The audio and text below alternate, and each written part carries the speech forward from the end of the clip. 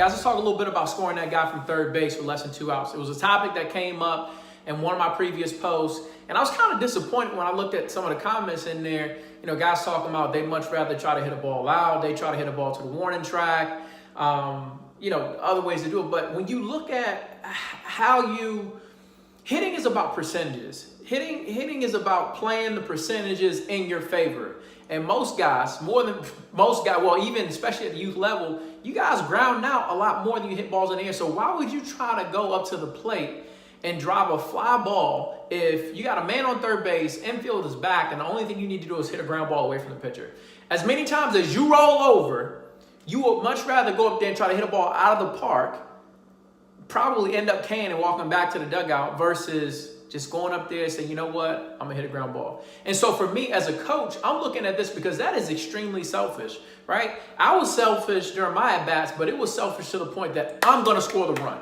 Not, I'm gonna look as good as I can scoring the run. No. I'm gonna score the run as best as possible for my team, period. That's what scouts are looking at. They're not looking at how far you hit the ball. They want to know who's the most reliable guy to get that guy in from third base. I don't care if you hit 1 through 4. If you can't score a guy from third base with less than 2 outs, what kind of hit? You're not a good hitter.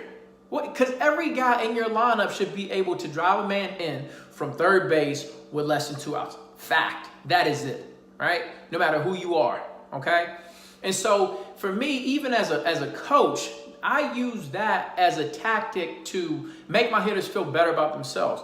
I will use that and celebrate guys, even if they roll over and score that guy from third base. I will use that to develop my 7, 8, 9 guys, maybe my extra hitter, my 10-hole guy, to help them develop the confidence that they can hit.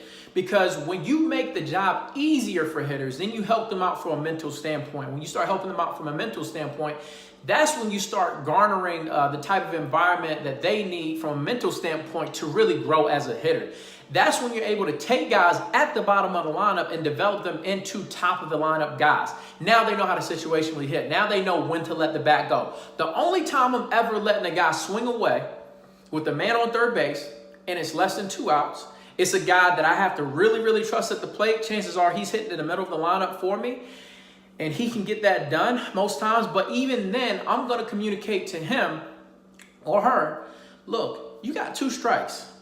2 of these strikes belong to you, right? You can do whatever you want to. You can drive the ball as far as you want. You can hit the ball out of the park, whatever you want to do, because I trust you. But understand this, that last strike, that belongs to the team.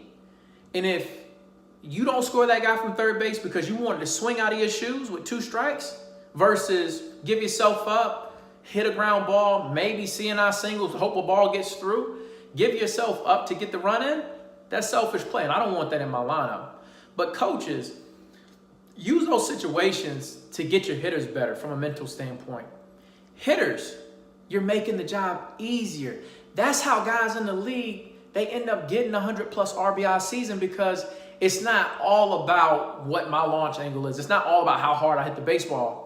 At the end of the day, it's about me scoring that guy from third base. So whether I do it with a blooper, whether I do it with a ground out, whether I do it with a ball that's smoked into the gap, a single is a single and a double is a double. The scorebook does not. I'm sorry. When we look at the scoreboard, it's not going to tell us what you did. The most important thing is that boom, we put another tick on the scoreboard. We just got another run. You know, so that's what you gotta pay attention to. Make the job easy for yourself. If you know you can easily score that guy with a ground ball, why would you go up there and try to swing out of your shoes and chance walking back to the dugout with your head down because you're just disappointing your team and you didn't score a run? Be smarter hitters. That's when you start to get better. Make the job easier. When hitting gets easier, you get better. That's hitting with less than 2 outs and a man on third base.